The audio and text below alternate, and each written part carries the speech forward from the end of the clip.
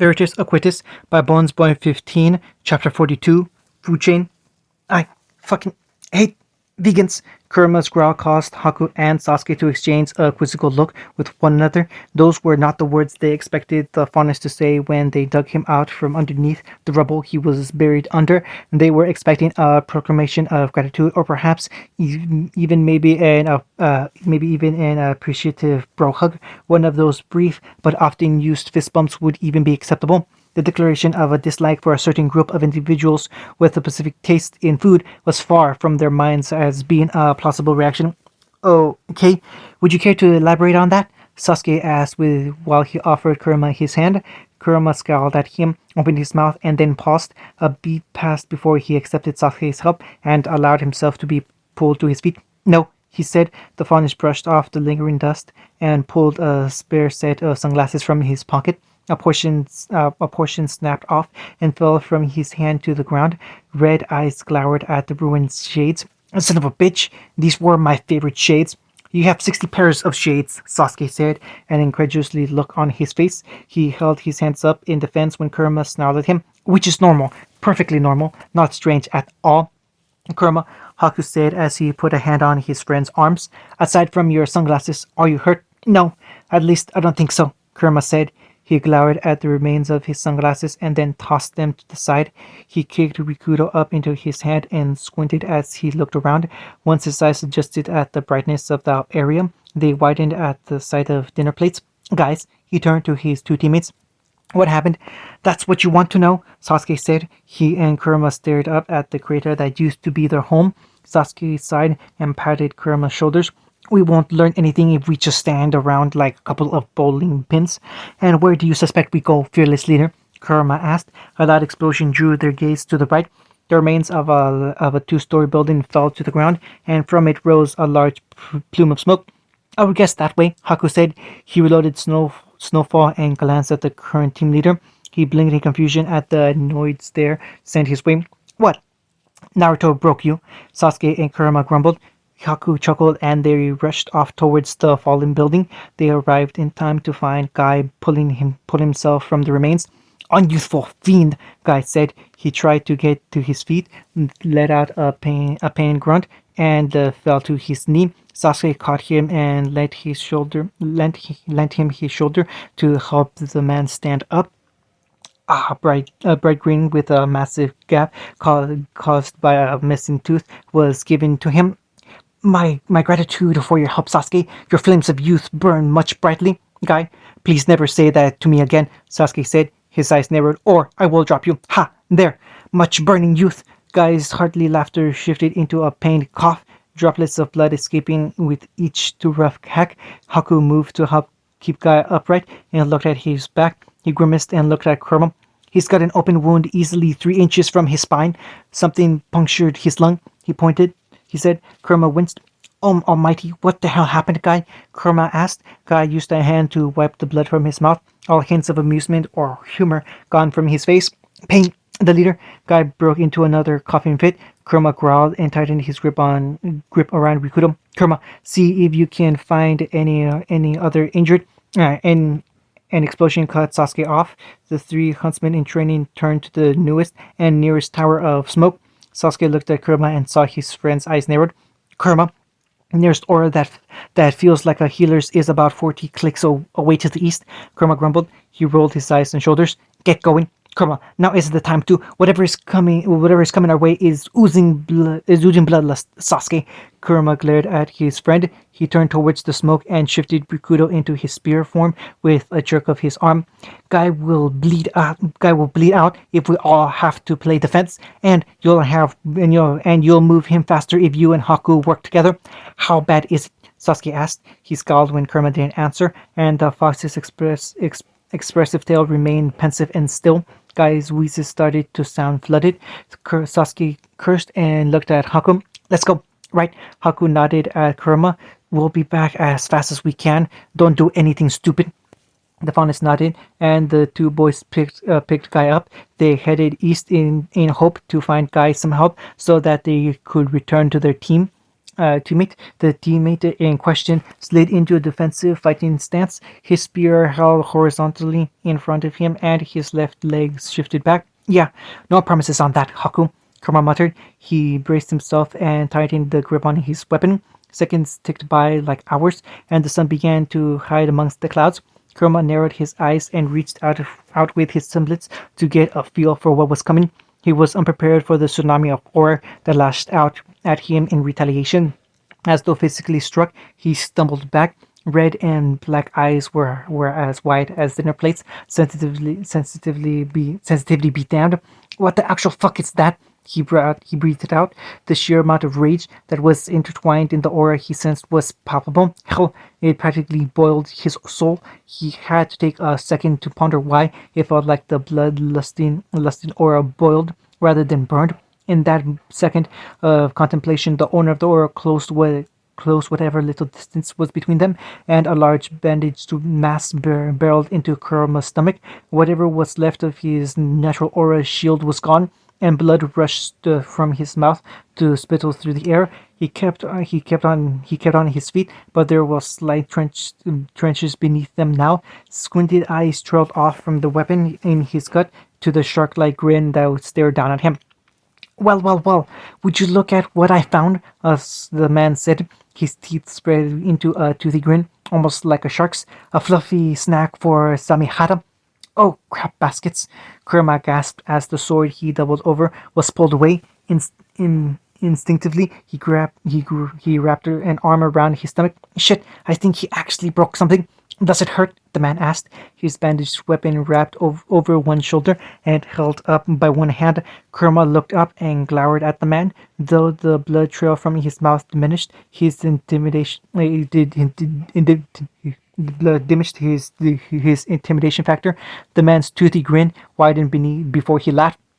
Not backing down, huh? You've got guts, kid. I like that in a meal. Hoshigaki Kisame, Kurama rasped out. The shark-like man smirked and held one hand out in a grandiose fashion. Pleased to meet you. I don't swing that way. Ha! Say hello to the funny guy, Samihara, Kisame said, smirking. To Kurama's horror, the bandaged weapon began to shudder. The bandages fell away to reveal a jagged, scaled thing. Did that thing just laugh? He asked, unable to comprehend any sort of weapon having sentience or a physical mouth. Kisame's smile vanished and his eyes grew hard. A leg shot up and nailed the Faunus in the rib. Kurama was sent back several feet, but managed to stay on his knees by using Rikudo as a brace.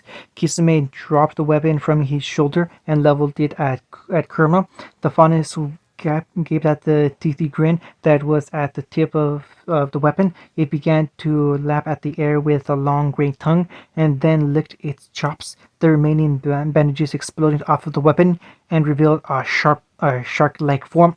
Samihara. Kisame began to rear his weapon back like with a scowl on his face.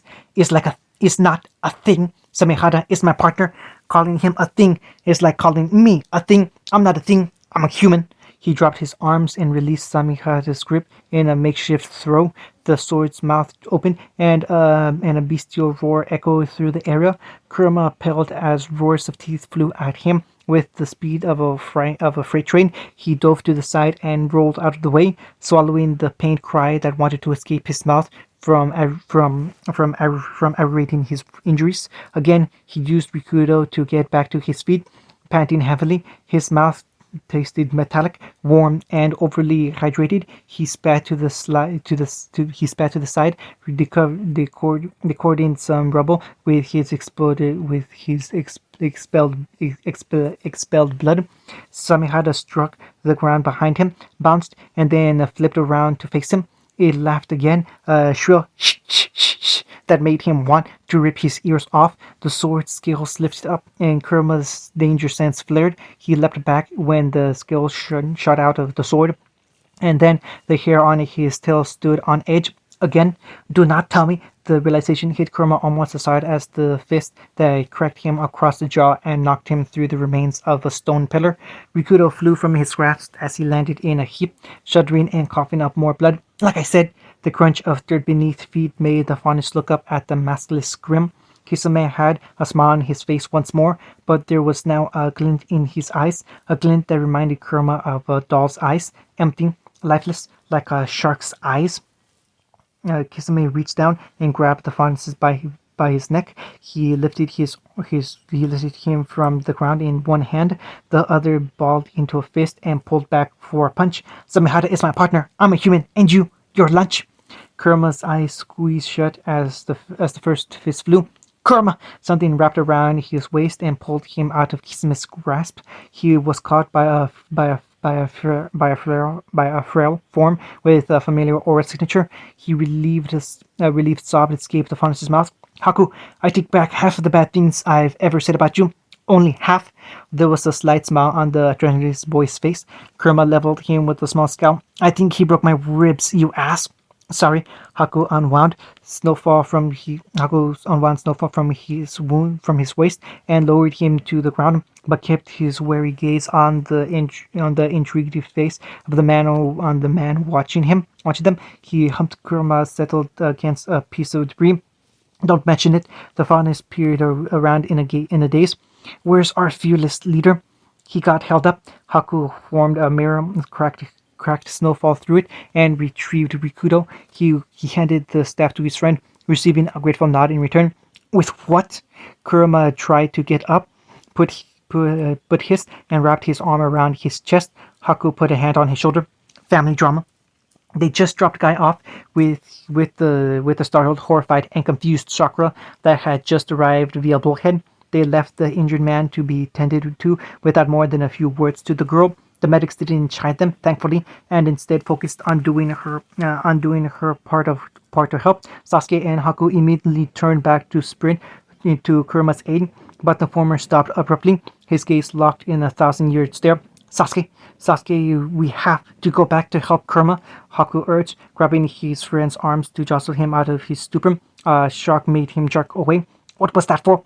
Haku, make a mirror, Sasuke ordered. The adrenaline boy blinked and then followed Sasuke's gaze.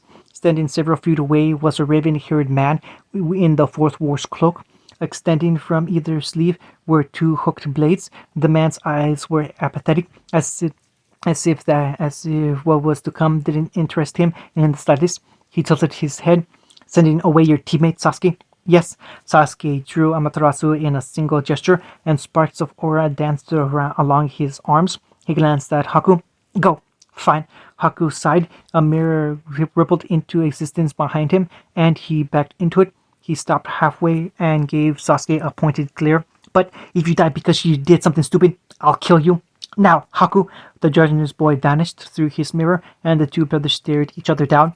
Foolish little brother, you ignored my warning. Itachi held his sword out, feigning a lowered guard by leaving his front open for attack. Now, you must be punished for your unruliness. This ends today, Itachi. Sasuke lifted Amaterasu and turned to his side as he fell into a ready stance. A nearby wall cracked. The brothers' eyes narrowed. The brick wall fractured and fell. The brothers' grip on their swords tightened. The rubble fragments hit the ground. The brothers' dance began. Stay here.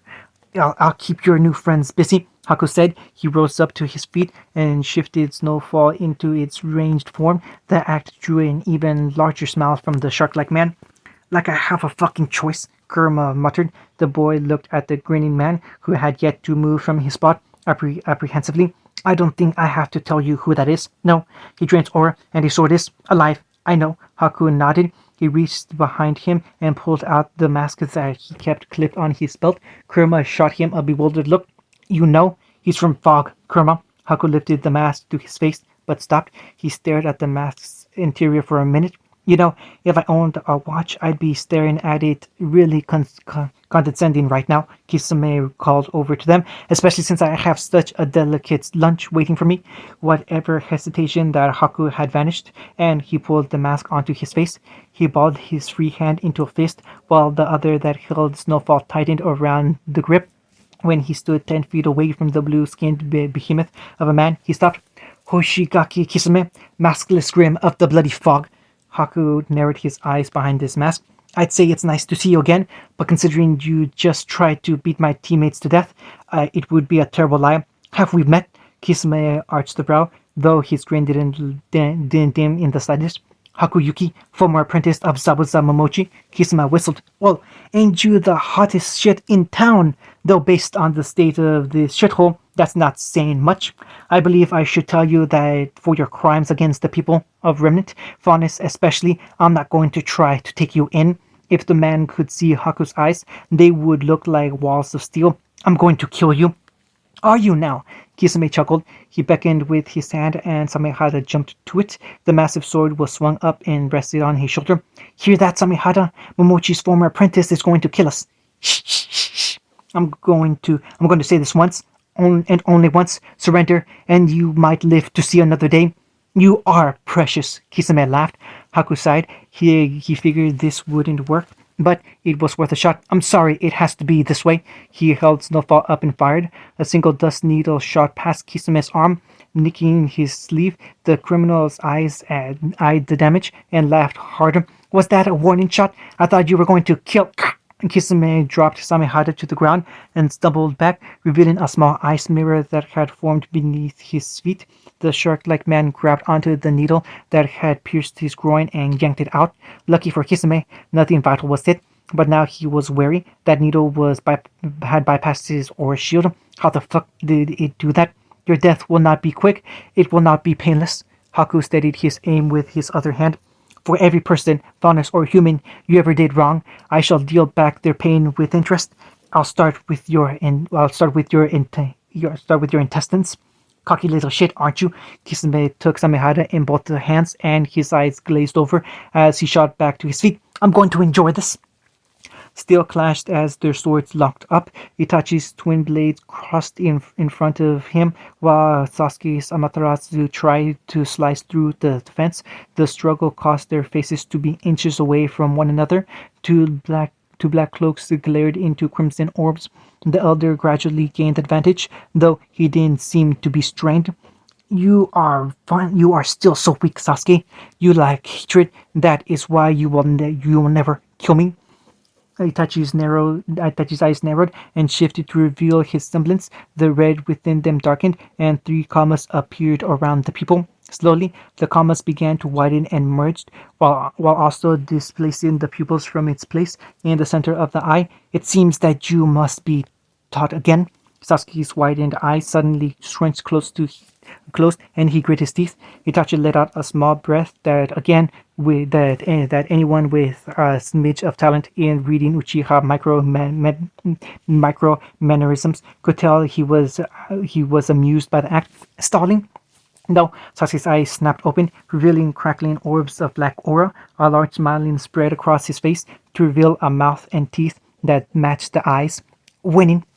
Itachi's eyes narrowed when the figure in front of him began to turn into a manufactured duplicate. He disengaged and leapt away from the lightning construct. Exploded. He stood upright, his blade held at his sides. Impressive. You learned Kakashi's lightning clone. Must have switched out with it during our clash. Explains why I started to win without pressing. The elder brother spun and slashed his left blade down, slicing the remains of a crumbling wall down the middle. Sasuke moved when his brother had turned. He leapt over the wall and shifted Amaterasu into its bow form. A valley of lightning arrows rained down onto Itachi. The elder Uchiha remained impassive, and his right sword shifted, rolling inwards and then expanding to create a spiraling shield.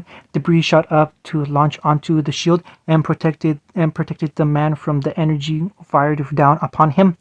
Sasuke moved as soon as he landed. He raced around his brother and fired arrow after arrow. Itachi remained still, using Susanoo to guide debris into the arrow's paths. Mid-shot, one arrow dissipated and Sasuke collapsed. He was out of breath, out of aura, and out of luck. Then, wow, think we have enough people? Naruto asked, looking over the assembled horde of warriors gathered at the front of the temple. He uncrossed his arms and tried to count the heads of one row. 73, 74, 75. Would you all stop moving? I'm trying to count. a slender arm slung around his shoulders, and before he knew what was happening, the sides of his head was pulled against two bountiful pillows. A soft rumble, almost a purr, reverted throughout the mounds. A soft tan cheek pressed against the top of his head and began to rub against his scalp. Anyone ever tell you that you're so cute when you're a flustered tiger? Leon asked. Naruto reached up, put his hand on her face, and pushed her away from him. He did his best to hide the burning red cheeks he had gained from her affectionate gesture. She would only become more animated if she saw them. Ever since the day they'd met at the ramen stand, the lioness fauness had made it her personal duty to fluster him whenever he had time to spare. She was either a sadistic tease or her torturous flirts were sincere, and he hoped to Holmes' holy broth that it was the former. It would save him, and by extension his friends at Beacon, from a lot of potential drama. Pride, stop jerking the punk around and fall in, the man growled. The man towered over Naruto by a head and a half, and wore what looked like pajama pants held up by suspenders. Bandages were wound around his mouth and neck, and a lopsided headband hung from the side of his head, branded with a slash through insignia of Fog Academy. He had camouflaged arms and leg bands that concealed various types of dust cartridges, and slung over his shoulder was the largest sword Naruto had ever seen. Despite his attire, the man was very intimidating. The fact that the man's eyebrows were missing made him all the more imposing.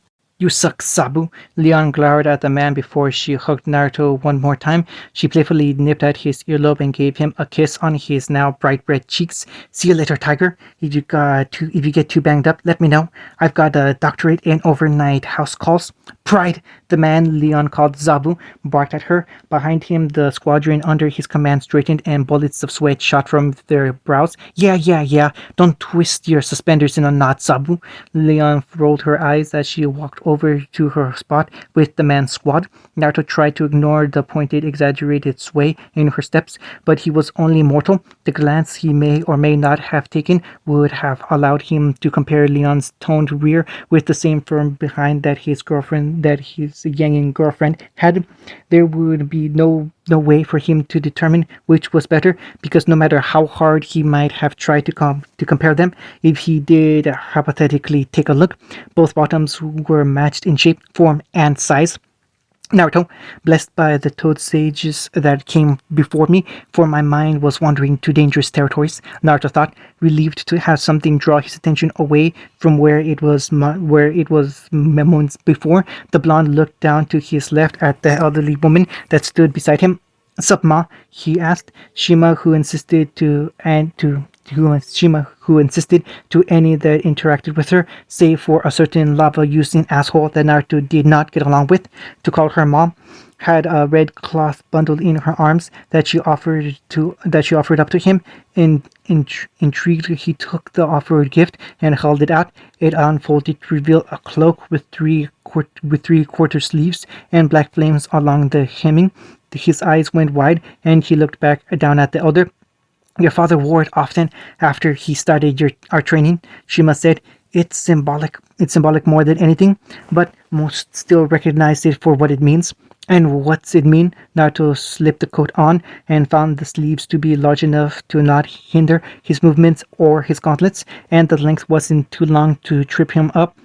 When he backpedaled, he missed the way the others gathered around him and stared at his back, or rather, what symbols had been stitched on his new coat. Oh, never you mind that, dear. Be ready. The signal could be sent at any. Shima, Naruto, and the others gathered combatants all snapped their heads up. A strange feeling, like something tugged at the side of their stomach, washed over the group. They were all enveloped in a large cloud of smoke, and when it cleared, none remained in the area. Now, the smoke cleared, and the mass of warriors from Mount Miyaboku went quiet. Horror, shock, anger, and disgust crossed their faces. None more outraged than one of the two that were at the head of the group. Unforgivable, Shima muttered. She trembled and fought back the sting in her eye. There would be time to mourn after the fight has been won. She looked at the boy beside her and found him looking around, bemused. What's wrong, Naruto? And we're supposed to be at Con. I thought Paul would use his magic teleport thing to bring us to Con. Naruto scratched his head. I mean, don't get me wrong, this place needs help too, but I was expecting to. Naruto boy. Fukusaku dropped down from the rubble he used as his perch to summon his force. He landed in front of the blonde without a sound, looked around sadly, and then back at the expectant teen. This is Con. What? How? Naruto stared at his master in shock for but a moment before he grit his teeth, ducked his head, and balled his hands into fists. His gauntlets unfolded around his hands without a word, and he lifted his head, his eyelids now covered by a light orange marking, and his eyes a toad-like yellow. Kid! Naruto whipped around to meet the gaze of Bunta, the owner of the mysterious tree. When he stepped up and crossed his arms, the pipe in his mouth swiveled around. I'm the boss of the mountain. I keep the family in line, but you're the sage. What's your call? You're asking me? It's your house, it's your show. Buddha shrugged. Naruto pursed his lips in thought. You, Hiro, and Ken are with me. Ma and Pa, he said. The triad Bunta, Hiro, and Ken would be useful to have as backup, and their semblance weren't useful to help others outside of a battle. He looked around and frowned at the area. He felt weak auras scattered around the ruins. Everyone else spread out and find survivors. Stay with your teams and keep in contact with others. This isn't a covert op, guys. Search and focus first and foremost. What if we find any fourth war members? A teen named Jugo, who had awesome orange hair and orange eyes, the lucky bastard asked. Naruto's knuckles cracked when he tightened his fist. Do whatever needs to be done. The wanderers nodded and whispered, running through the ruins in different directions, some grouping up and heading towards the sounds of gunfire. Naruto closed his eyes and reached out throughout Remnant. He felt his teammates, his friends, suffering. He felt out the wanderers' locations. A hand went up to his ear, pressing down on the scroll accessory. He begrudgingly inserted into it. He never really liked the red nail wireless accessories Kakashi used to force on him. They never worked when it mattered. It became clear after he had instructed two specific groups to go to his teammates' aid.